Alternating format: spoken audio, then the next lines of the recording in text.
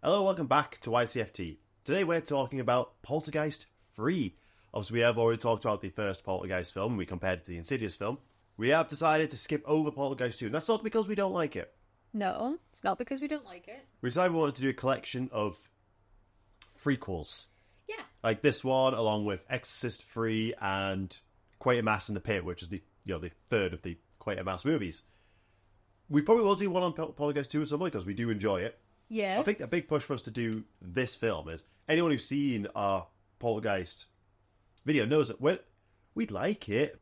It's middle of the road for me. It's Poltergeist. It's very okay. We're kind of the same on the Exorcist films, to be honest. Yes. You were not expecting to suddenly fall in love with the sequels. No, I wasn't. Yeah, I've always had very mixed feelings on the first one. I think it's overrated.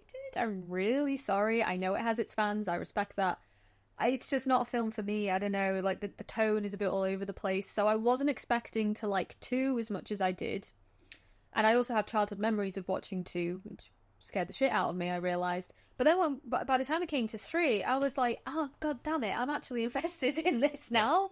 And I actually really like Poltergeist 3 a lot. We went into it hearing that it was the worst out of the original 3, and this film... So what was the director again? I asked you this right before we started filming. I forgot. Gary Sherman. Gary Sherman. I think he's done an incredible job at giving this film an identity away from the other 2. Yes. The second one, even though we're in a different house, it is very much trying to be a sequel to the original film. The biggest strength to that film is Kane having a physical threat that we can see, a character to hate, which follows on into this film. Yeah, we're in Chicago for this one, so we're taking it out of the suburbs into a big city. We're in this massive building, which I think it is a real building that they shot in. John Hancock building? Yeah, which is kind of like a tall apartment building with a shopping centre beneath it. Loads of glass. He said in an interview, he saw that visual effects with CGI was essentially going to take over Hollywood, so he wanted to do as much of this practically as he could. So they spent nearly a year planning out all of the mirror shots. So the big theme throughout this whole film is the mirror dimension, is reflections. A lot of shots of things not being what they should be in your reflections. And they achieved that by having them basically tinted glass and the room built in opposite next to it with actors wearing the same costumes to mimic the actions. And sometimes when you watch really closely, you can kind of tell. Yeah. But it gives this film such an identity, sets it apart, and I think actually laid the groundwork for how they could have done more Poltergeist movies after this one, just by changing things up so much. Now, Craig T. Nelson was asked to return. I can't remember the actress who played. Jo Beth Williams. They were both asked. I know for a fact Craig T. Nelson said no, 2 is enough. Fair enough. However, at some point, a 4th film, during this production, there were discussions for a 4th film, and he had apparently said he would come back for the 4th one to wrap things up. Heather O'Rourke returns as Carol Ann. Carol Ann. I actually think she's great in this. She is. It feels harsh to say she's better than she is in the first two, but she actually has to act, and that's what the director wanted. He wanted to give her work to do. Well, she's also a bit older than the she's also a bit older. You know. And she said in an interview that she saw herself doing maybe one more after this one. She would have stopped at 4 if she hadn't tragically passed away. Yeah. But I think she is really good in this film. Yeah. So the basic plot is she is living with her maternal aunt. Maternal aunt, so it's her dad's sister. Her mum's sister. Mum's sister. I completely got that completely wrong. In Chicago, going to a special school for gifted people, and the school's run by this guy who doesn't believe anything that happened to Carolyn, but thinks she has the ability to cause mass hypnosis. That bit, I've got to say, is his character is fucking dumb. Dr. Seaton is basically the villain of the movie. Arguably worse than Kane, I guess. But yeah, that's it. So she's sent, I suppose, to live with her aunt Patricia, who has recently married Bruce, who is played by Tom Skerritt, and Bruce is the manager of this huge high-rise building. So they live in an apartment on the very top, and they also live with Bruce's teenage daughter, presumably from a previous relationship, called Donna, who's played by Laura Flynn Boyle, who was kind of like a princess of the early 90s. Yeah. Patricia was played by Nancy Allen. Yes. Was it the same year that RoboCop came? I know she'd been in, obviously she was in the RoboCop films. I don't know. I know, obviously she was in Carrie. She was in Dressed to Kill. She was in a fair few stuff. Yeah, she was in a fair few things. Caroline has a lot of, sessions with this steward. He's trying to prove that she was lying about what happened to her. Yeah. But through these sessions, he has led to Kane finding her. Yeah. And a whole new series of events kicking off.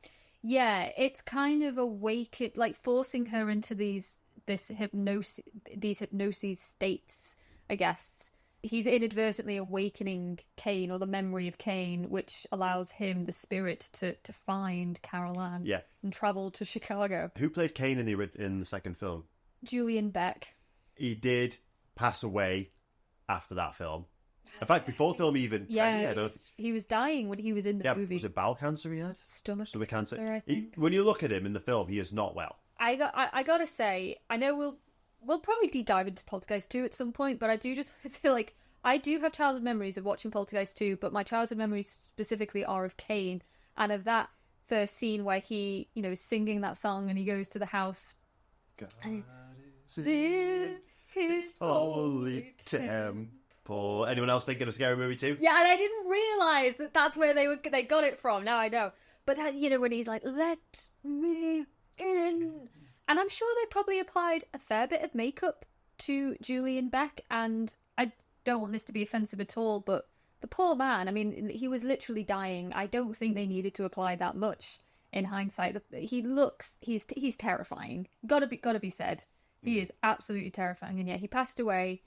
So this time, obviously needing to bring Kane back, he's played by a guy called Nathan Davis. I mean, he does a fine job. I know when they were recording his voice lines after the fact, he would smoke a pack of cigarettes before going in to try and sound like Julian Beck. That's not a good strategy. It was kind of like, when researching this film, I kept seeing stuff like, they used Julian Beck's death mask to make him look. But then when you were researching this, you found an interview with the special effects team that said they applied prosthetics, that they gave prosthetic nose, cheeks, chin. They built his face up to look more like Julian Beck. So I think that's a bit of an urban legend then. Come to me, Caroline. We need you. Caroline. Caroline. Caroline. I agree. I've found an interview with John Caglioni Jr., who's a makeup artist or working in the special effects department at the time, and he didn't mention anything about a mask, but he did proceed to talk about they applied, prosthetic nose, prosthetic cheeks. They went to the dentist to get the teeth. And he didn't mention anything about a mask, a death mask, or anything like that. So I do think that is a bit of an urban legend. You can tell it's not Julian Beck, because even with all the makeup, this guy just looks a bit more alive than he does. But I think he does a fine job, but I think what they could have done was use this as an opportunity to, after the events of the second film, make him look more beast-like. Obviously, he is the beast, so his character is technically in the first film. They could have moved him a bit away from how he looked in the second film. Well, and that could have got around a lot of those issues. As soon as every time I watch that film, that's not Julian Beck. Interestingly, I didn't tell you this before we started, but Caglioni... But you holding out trivia on me. This is exclusive. Caglioni said that they knew that they couldn't get around the fact that it was a different actor. And so they kind of came to the conclusion that when they were applying the makeup that they shouldn't. So they didn't want to try and make Davis look exactly like Beck. They wanted his original features to still kind of come through with the makeup. So basically I think Caglioni was saying that, yes, the audience is watching Kane and thinking, that doesn't look quite like the first actor. Whether they have the knowledge that the first guy was dead or not, they wanted that effect. They wanted it to look a little bit off and not quite like the original. Yeah. So he basically was saying, I think, that we could have done more to make him resemble Beck, but we chose not to. All right. Fair enough. So give it a bit of like an uncanny valley thing. So it kind of looks like Kane, but it also doesn't. Yeah. So it's like, is he sort of just shape-shifting into different faces? I don't know. But I thought that was interesting anyway. But it kind of leads constantly into this whole poltergeist curse. Especially with, the passing of Heather O'Rourke. It's followed this franchise around years. To the point where they tried to, like, when they did the remake, like, 2015, I want to say, something like that. they were constantly being asked, oh, is there anything going on? And nothing was. Sam Rockwell's Nothing. like, no. Nothing happened. That was alright. Got a paycheck. So obviously after it was either after the first film or the second film that the actress that played Caroline's sister was killed. I think it was even maybe before the first film had been released. She was Dominique Dunn. She was murdered by her boyfriend. The second movie, forgive me, I can't remember the name of the actor, but the Native American character. Oh, he was in One Flew Over the Cuckoo's Nest, wasn't he? Yeah, he's in Cuckoo's Nest, and he passed away quite young. I think he was like in his early 50s, maybe, or something. And a lot of people were like, "Ooh, that's how unusual! A man in his 50s passes away. Must be the curse." And then, yeah, the third movie we get, well, poor little Heather. Yeah. Died before the film. So another misconception about this one that we've been able to see is a lot of the reporting was that she passed away during filming. They'd actually wrapped.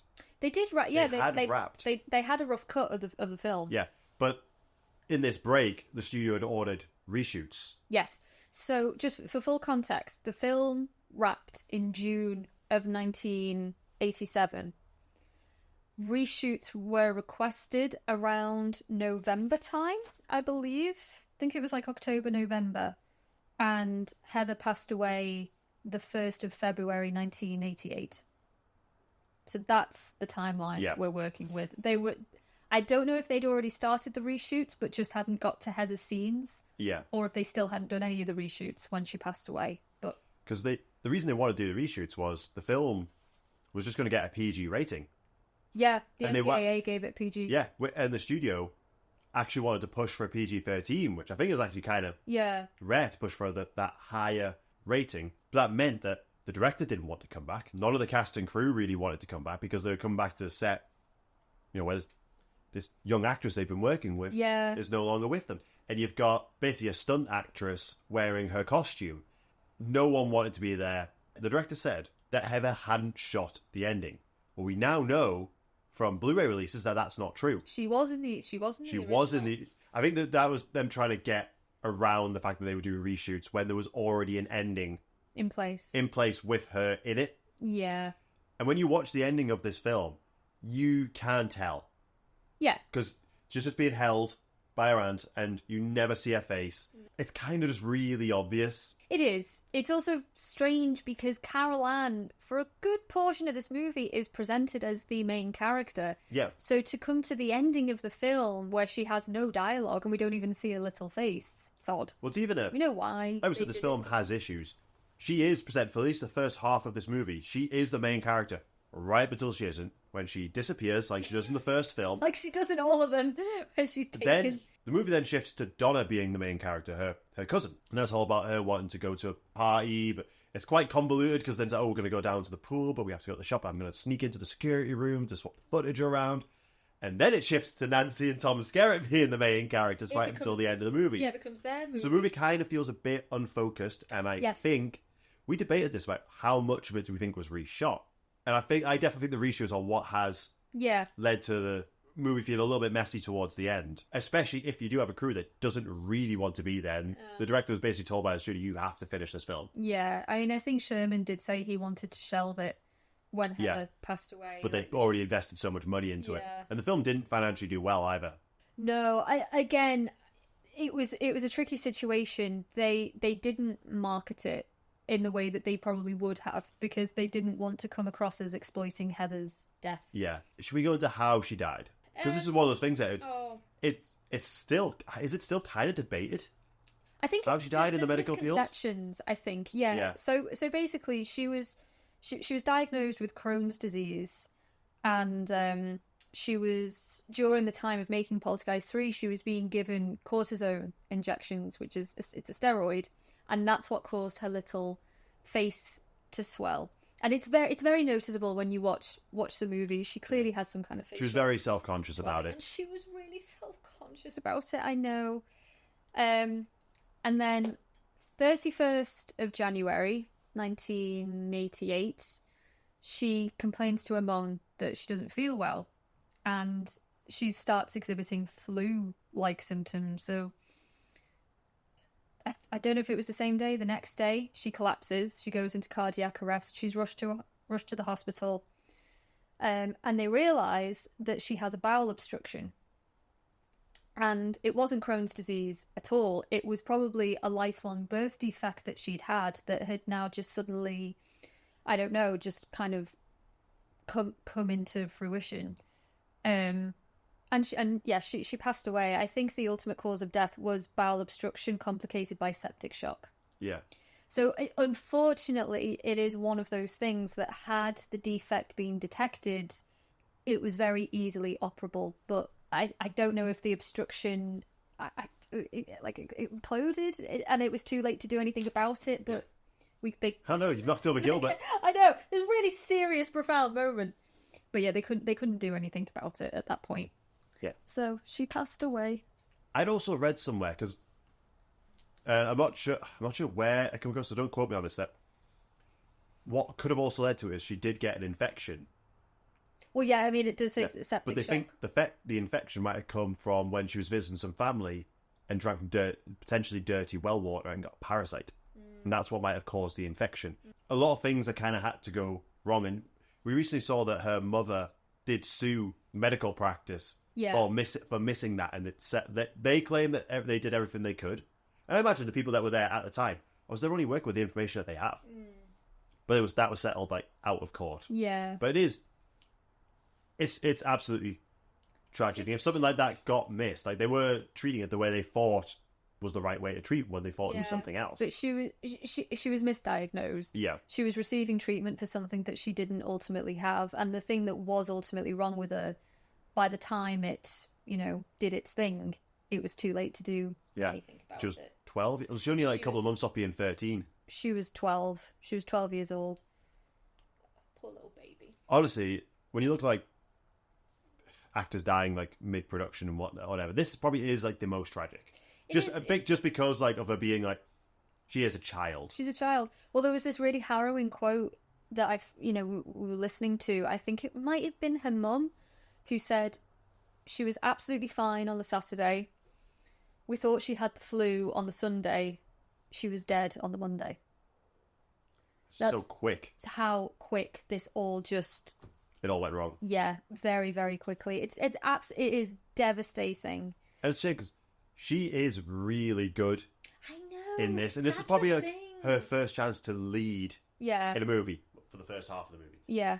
And she has banter with the characters as well. Like, as we were saying, like, she's getting older, so like a bit more of her personality is coming through. Yeah. Like when she's chatting to Tom Skerritt, it's like, oh, they've got like their own little relationship going on. Yeah. If she'd often come in on like either on days when she wasn't filming or she'd come in early, like there's a scene in the car park where it's a big theme. This is also like snow. The fact it's maybe baking outside, so like the characters begin like they're all dressed up in coats. Yeah. And then they go outside and it's really hot, so like there's like a little microclimate inside this building. Yeah. Which apparently it does get like that. Well, interesting. In that building. Because I think that the temperature, whatnot, is all connected to Kane, I think. Yeah. That's what the movie suggests. It's that he's affecting the temperatures, he's affecting the mirrors, because they're constantly cracking throughout the building, and the maintenance guys have no idea what's going on. But yeah, like, the whole building has its own sort of little microclimate. So there's a scene in the garage where the cars are all covered in snow, cars start coming alive, like Kane's controlling them, trying to attack Heather's aunt and uncle, and there's a big explosion, and I think it was something went a little bit wrong, and when she was told about it, oh, that's so sad. Did you get the shot though? Did you get it though? I bet she was quite good with banter, like with the crew as well. So I think you can tell why people they wouldn't have wanted to come back to reshoot an ending without her. It's hard. Especially when the ending of the film is not good. No. So she's constantly being chased by Kane. We've got reflections of Kane. And he wants her, like in the second one, to lead him and his followers into the light. Yeah. And also people start noticing strange things going on. You've got a teacher coming who thinks that... Because he gets a call from Tangina. Because Tangina's like, I found her. Or just like having a cup of tea and just overpowers it. Instantly rings the school and says, you did this! Just to shout at him over the phone. And then he thinks that that's Carol Ann prank calling him. So he goes in the middle of the night to where she lives, which is not okay. Kane found her, and it's all your fault. Carol Ann, are you on this line? This is one of your little pranks? No, he has no proof whatsoever it's Carol Ann that's prank called him. He just assumes it's a child. So with that alone, he goes to where that child lives with the intention to confront said child. It's so bizarre. But yeah, Tangina makes a return. I guess that moment where she's having tea with her mates, you could almost sort of say it's kind of like a Shining moment. Yeah. You know when Danny connects with O'Halloran? Yeah. And then that's how he knows to go back to the hotel to see if everything's all right. It's sort of similar, I guess, in principle to this. Like Tangina psychically connects with. I have the power. The power. The power. The power. Hey, Karen, you won't have seen He-Man, will you? No. I have the power. It's not quite like that, I imagine. No, it's very different. So I always like her performance because it's always like there's a hint of unhingedness there. Oh, totally. Always. Yeah. So she comes to, help out as things are going wild. There's a great shot. It's probably one of the more famous shots in this film, and I watched a visual effects show where they break down like scenes in movies. Where Carol Ann's in a bedroom with this mirror and you see like demon version of Carol Ann and like grabs her fingers through the glass and pulls her up. And they tried to work out how they did it. I'm looking at it like, that looks great. We're back! I've got you. Let go of me! And how they did it, so our camera is behind a stunt actress of Carol Ann. Glass, a flip of the room on the opposite side, and Carol Ann is wearing the demon makeup. And then it's just subtle cutting to fingers coming through holes in the glass. So now we're on a real mirror. So the real Carol Ann is facing the mirror, so we're seeing her real reflection. She's being held up, and then they literally just move the mirror up to lift her off the ground. I'm like, it's actually so simple, but I'm really impressed with how they managed to think that this was the best way to do that. And it just looks, there's so many of the mirror effects in this film that look so good, especially considering, even if like a lot of it is glass with, physical set extensions going out the back, there's still a chance you're going to reflect the crew and the camera. The aesthetic of this film is just, it's spot on. It's great. It's why I keep coming back to it. I think even though I'd say this is a more flawed movie than Poltergeist 2, because that had its own issues. But this film it's a good film to look at. Well, it's like you were saying earlier, it has its own visual identity. Yeah, and I'm glad the fan base for this one is growing. Yeah. And it really, really does set it apart. And I think, because after we watched this for the first time, we went and watched the remake. And it's hard going from a film that has such an identity of its own to a film that really doesn't. It's just kind of beat for beat, like shot for shot. Beat for beat, but worse of the original. Yeah, somehow worse. Yeah, and it's not even Sam Rockwell could make that film interesting. Sam Rockwell did not want to be in that movie, you could tell. Oh, yeah. Something I pointed out when we watched this is, for me, Patricia doesn't feel like the blood relative. Tom Skerritt seems to have a better... He loves her. Are they married? Yeah. So they are. So it is his niece. Yeah. Like, he feels more like the paternal, like, an actual blood relative than her actual aunt does. And because when shit really starts going down, she's the one that, like, Patricia's the one that starts, like, breaking down and is like, oh, we're gonna just send her away. Bruce, I love you, and Donna, that's our family. Let's get out of here. Let Dr. Seaton deal with Carol. Maybe she's your niece. I don't care. I can't take these sick little games anymore. I never should have let Stephen and Diane send her to us. Also, for the end of the movie to be like, no, I love her, she's my family, but she doesn't have that arc. No, save your family. They're the ones who mean something to you, not me. That's not true. You are part of my family. I like the actress. I like Nancy Allen, but I don't think she's good in this film. I don't think she was given good direction. It could also be part of the reshoots when people didn't really know what was going on. But a lot of scenes, she's just kind of stood there, not really knowing. It doesn't look like she has a clue what's going on half the time. I agree with you. A lot of so I've split my notes into cool stuff of Poltergeist 3 and uncool stuff of Poltergeist 3. And Nancy Allen she's in a lot of my uncool stuff. Yeah, even Donna, she has a bit on the phone where she's telling someone, saying, "Oh no, I've got to stay and look after Carol Ann." No, she's not even really family. Yeah, it's like this poor kid. And Carol Ann's like, "Oh, I'm not mad. But they do seem to have a pretty good relationship. And I think, wouldn't it have made more sense? Because a big part of it is Caroline's like, I can look after myself, you go to this party. And that's when, things start to happen inside the apartment. If they had a rough relationship, because again, they aren't blood related in any, like they are related in any way. If then Donna had to be the one to try and save her, like she does, when Caroline runs into the car park, she sees her on the cameras, runs up the car park and falls through like this hole, trying to drag in everyone, and she tries to save her. And that could have been an obvious arc they could have done for that character, but other than that one line, which is instantly just dismissed straight away because they're, they seem to have a good relationship. Sandy, I know it's going to be a great party, but I can't come. No, I'm brat sitting. She's not even a relative.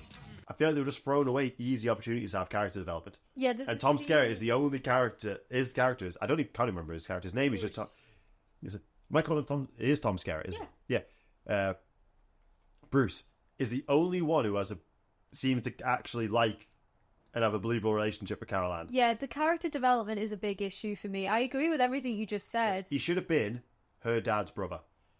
Yeah. I think that's why I asked that at the beginning. Well, because that would have made more sense to me. I feel like ultimately what the film was trying to do was set up that not an antagonistic relationship between Trish and Caroline, but there is an element of Trish doesn't want Caroline to be there. She's happy with Bruce, her husband, and Donna. And she even says at one point, that's my family, excluding Caroline from the picture entirely.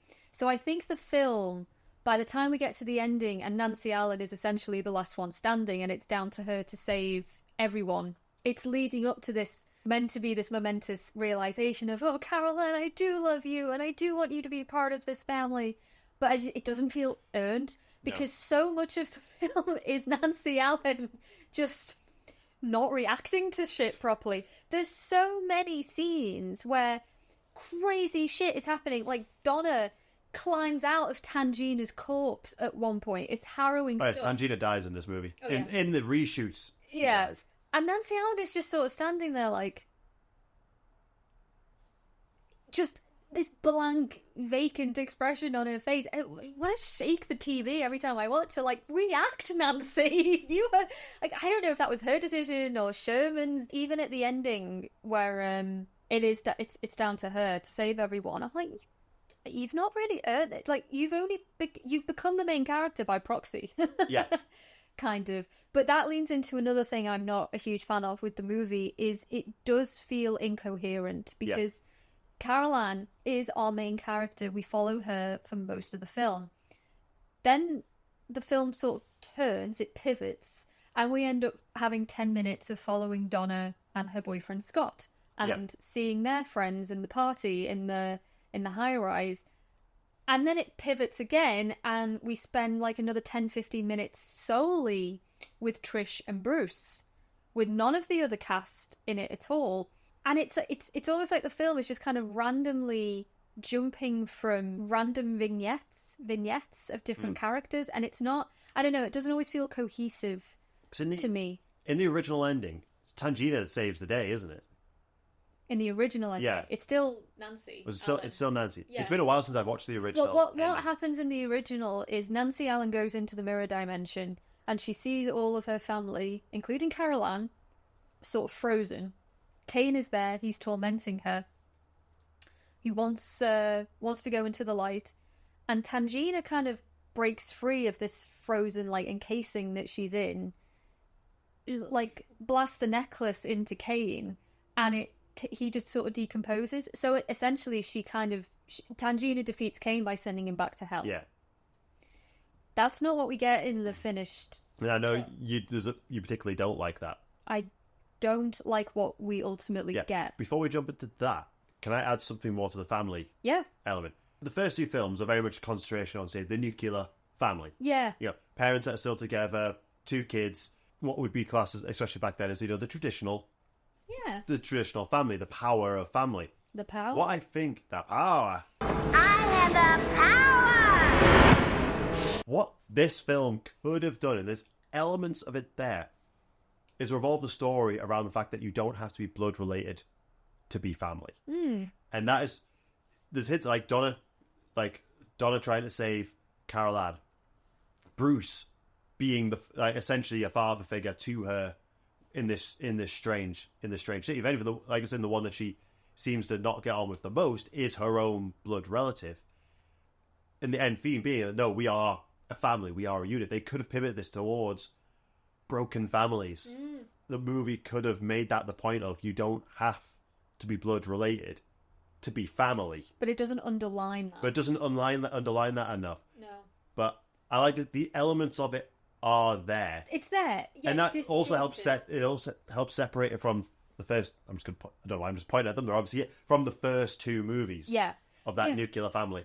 Because I love those scenes with Bruce and Carol Ann. It's Bruce that tucks her in every night. It's Bruce that goes to check in on her. And I love that. I love that, you know, he is not blood related to this little girl at all, but he clearly loves her and he adores her and he defends her. He actually stands up against his wife. Yeah. Saying, you know, she calls her a little brat at one point. And I think it's meant to be like she's breaking down and she can't really cope with what's happening. But still, like, that's not endearing me towards you, Nancy Allen, at all. So I love that Tom Skerritt loves her.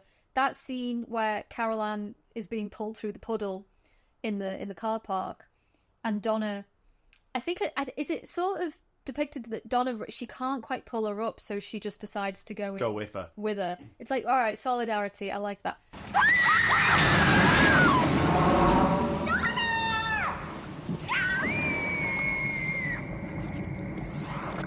And then that scene earlier where, Donna's on the phone and she's like, oh, I've got to babysit, you know, she's not even family, whatever. And Carol Ann, I think, is the one that says, look, I know I'm not a relative, but I would like to be your friend. Listen, Carol Ann, I didn't mean what I said to Sandy on the phone. Oh, I don't mind being sort of a relative, as long as we're friends. Good. But you can tell, like, there is love there. Yeah. For sure. But they could have made it a stronger message towards it. Yes, exactly. It is there, it's just not crystallized. And that, I think, would have helped cement the ending a bit more, the ending which we don't like, where, you know, it's Patricia, she's in the mirror dimension, she's got the amulet or the necklace from Tangina. It's just wants her family back. Ultimately, it is Tangina that saves the day. Again, it's the ghost of Tangina in this world offers to take Kane to the light. She's like, I have the power, I can do it. How do you feel about Kane being able to go to heaven after what he's done over the last two movies? Right. So, we watched this movie for the first time maybe about a year ago, and I thought it was odd. Watched it again, and I thought it was even odder. And I was really confused. So I thought, right, I'm going to rewatch Poltergeist II. Just to refresh my memory of Kane. What did Kane do? Kane is a bad man. Kane is a cult leader that gets his followers, takes them into this cave, convinces them it's the end of the world. I think kills them all, and then kills himself. I think that's what happened. He is a bad man. So when Tangina just like holds hands with him, and is like, oh, come on, darling, let's walk off all chummy into the light. I mean, she doesn't say that, but, you know, it's like, I'm sorry, why are we forgiving and forgetting everything that Kane has just... Why does he get to go to heaven? It's like, Tangina, he killed you. He literally just murked your ass. Literally, you are a charred corpse. You are escorting him into heaven. And Tangina looks really happy about it as well. She's like, tell Carol Ann I love her. It's like, well, it's like a happy ending for Poltergeist 3, I guess. I don't know.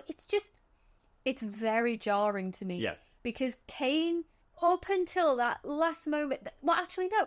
There is no redemptive moment for Kane. No. There is nothing he does that is endearing me to forgive and forget all of his sins. So the fact that he does get to go to the light, I don't like that. But I know in the original cut that's not what happened. Yeah. His ass is sent straight to hell. It is. So then, you know, they escape the mirror dimension, and that's the one we have, you know, she's holding clearly not Carol Ann. Yeah. Yeah. I feel like we're picking this movie apart, but it has issues. Oh, no, I love this film. But it is a good, like, I would say, even with its issues, it is a good film. I do love it.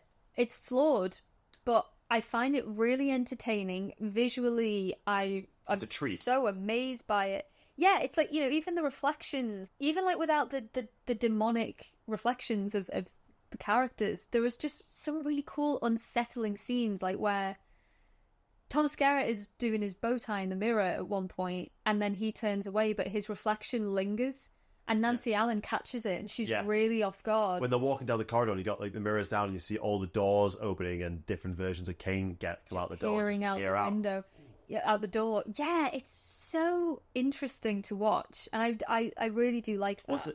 What's in your other things we've not mentioned? What's in your cool and not cool list? I think we've gone through all the cool stuff. So one of the biggest things I wrote down is there is so much shouting of the name Carol Ann. Carol Ann. I don't know if you noticed it, but I lost. If you did a drinking game of how many times, whenever someone says her name, is that not the same with the previous two though? You'd be in trouble. I don't know if I'd make it past. Maybe I could make it through the second one. By the time it's like if you play the Lord of the Rings drinking game. There's absolutely. I think the last time I played that with mates, we didn't get past like the Battle of Helm's Deep. No, it's a lot. I did notice it. I mean, I wrote it down. There's a lot. Carol Ann. It's worse than Lost Boys with Michael. Yeah, it's a lot. And I got one word for you. Scott. Scott. He's not. I don't know if I can really call him Donna's boyfriend, but he wants to be. He definitely wants to be. Yeah. So he goes like. He ends up going through the puddle with them, like the hole, and he comes out through the swimming pool, which is an effect I really like because it freezes over and he kind of comes out. Bruce sees him. The doctor from the school is there, but he just sees it as a pool. So he's like, "Oh, she's doing it again! Mass hypnosis!" I'm always so happy when he gets killed. She's gotten to you too. It's a suggestion, Mr. Gardner. A post-hypnotic suggestion. It's also, what the fuck are you doing here? What are you doing? Seriously, like, Dr. Season, go home. Your wife's got your hot pot. Oh, I'm not. You think I'm going to make a fool of me and ruin my night? Well, I'm going to abandon what I'm doing this night to go to your home. Yeah, I know. And try and tell your family that you're hypnotizing everybody. People living in that building were warned that there was going to be a film crew, like, around. Apparently none of them ever noticed. Really? Yeah. Interesting. So a lot of it was stuff they did a lot of set work as well. Yeah. So at some point he ends up back in the mirror dimension, because in the final ending of the film, he is there. In the original ending of the film, he is there. He is frozen. I was going to say, the last scene we see of Scott is when Donna, like mirror dimension Donna, pushes Season into the elevator. Yeah. And then she and Scott walk sort of arm in arm off together. Yeah, mirror dimension versions of them. They're not the real ones. That's the last time we see Scott. But that's still not the real Scott. No. So the real Scott is still in the mirror dimension, which in the original ending of the film, we see him there. When they did the reshoots, they forgot about him. They literally just forgot to ask the actor back. I think again, because of the situation, things just got... I think even the director even said, we just forgot. That's a big fuck up. To literally forget a cast member. Yeah. That's so bad. This big old happy ending. Scott is still stuck in the mirror in the mirror dimension. I'm still there. I can't remember how he gets back into the mirror dimension in the first place. After he gets out through the pool. I think it's just meant to be that's not. Oh, that is just. All right. Yep. Now I remember. Yeah. He's just the. Because Donna's kind of faking it as well, isn't she? At first. Mirror version. Yeah. It's the mirror version's just pretending to be very shaken and... Again, I wish we would have played on, like, what happens to the mirror version of it? Do they just go off and live their lives? Well, this is... We never see them again. The mirror dimension is a bit confusing. I don't think they established the rules particularly well. I get the gist. Yeah. But, yeah, it is a bit confusing. One thing I like is, again, it's different from, like... I can't remember what they called the original film. I was going to call it, like, The Beyond. Yeah. Like... Purgatory, where Carol Ann goes in the first one and we pop into again in the second one. Yeah. The mirror dimension feels so different. Yeah. So it's like Kane being defeated in one realm has just kind of travelled to a different spiritual realm to try and get Carol Ann. Carol Ann. Again, that to me opens the door for so many different things they could do going forward. It's why this one stands out to me. Poltergeist 2 is good. Kane is an excellent villain. But it's kind of samey, ultimately. I do think in Poltergeist 2 and 3, Tangina is underutilised. Yeah. Because this one kind of, when she flies to Chicago to save the family again, but she's there for all of 5 minutes before she's killed. Yeah. She's ultimately not that helpful up until she decides to, Be helpful. Well, sod off with her new best mate, Kane. Yeah. Spend eternity together, so... It's a bit of a mess. It is But messy. As it, don't listen to the reviews of it. Give it a chance, and I think you will be massively impressed with just how good this film looks. I'm one of those people that never... I hate the whole practical against versus CGI debate, but the glass effects in this film are really cool. Yeah. And I spent a long time prepping them to make sure they could do it. You can't just do mirror effects without a decent amount of planning. And they do a really, really good job. Heather O'Rourke puts in a really good performance. Yeah. It's like, can you imagine if she just had the same amount to do as she did in the first two films in this one? That, to me, would have been disappointing. Yeah. She gets put in the best performance she has in this entire trilogy. She does. I think it's still... We don't really know, but for me, it's... we don't know the reasons why. But for me, it is a bit disappointing that I'm really enjoying watching Carol Ann. I'm really enjoying like this whole arc that she's going through, just to have her disappear again halfway through. But also, you're watching it, it's like, oh my god, she's really good. In the back of your mind, you're always like, oh. Yeah, it's hard. It's hard to watch it when you know what's happened. She's poorly. She was being. It's during this film she was receiving treatment for something she didn't have. It is hard when you have that knowledge in the back of your mind, but. I don't know. Maybe there is a misconception out there that she died during production. She didn't. They had wrapped. She died just before the reshoots commenced. I think because the studio wasn't happy with the ending. That's why the director was told to say, no, we hadn't shot the ending yet. They had shot the ending. They had. You can watch the ending. Yeah, also, the ending they went with doesn't benefit the film in any way to me. I think, well, they didn't want to do it. They didn't want to do it. They didn't want to do it. No, and it's understandable. Yeah, that's hard, to have to go back to that set without her. Yeah. Do you have any more notes on this one? No, who is the main character of this? You tell me. I don't know. Kane's the main character. Kane, maybe. Kane's the main. Chicago is because that was the director's condition, because he initially turned down this film. Yeah. They convinced him, but he had one of his conditions was that he wanted to film it in this particular building. He was born and bred in Chicago, so he had a big affection for the city. I'd say Chicago, I think we watched a channel called Grim Life Adventures. Grim Life Collective. They have explored. They went to the high rise, yeah. Yeah, they went to the high rise, they went to the school, so you can walk around Chicago and see a lot of where you can. This was filmed. And I love it when you do that, when a film shoots on location. You can't go to the original Poltergeist house, can you? Because I don't think it's there anymore, but there's a house next door to it that's the same. I don't know, I think it might be the same house. I might be thinking of the house from Malcolm in the Middle. Maybe. I'm pretty sure. Very different properties. Because I think, like, the exterior of the house, I'm pretty sure is still there. Obviously, when it came to the interiors, I think they... It's sad. No, I don't know. I could be talking out of my arse. I think the exterior of the house is still there, though. Yeah. One day, maybe we'll get to visit. So, I'm also going to shout out our channel members. Do that in person these days. So, I'd like to thank Ollie and Wes. I just realised if I'm filming these ahead, if we get any other channel members leading up to it, I'm just going to look really rude. If any other channel members pop up after I film this, your name will appear. Yes. Here. Yes. I'll put them here. But we like to thank our channel members. I think that they do help. Yes. Immeasurably. They help immeasurably, both by being members and outside of the channel as well. Thanks, guys. Because they are our friends and we know them in person. Yes. So thanks a lot, guys. And since we are still not doing them every week, it's weird. I'm going to have to get out of the habit of saying we'll see you next week. Yeah, we'll see you soon. We will see you when we see you. We'll be right back. Stay spooky.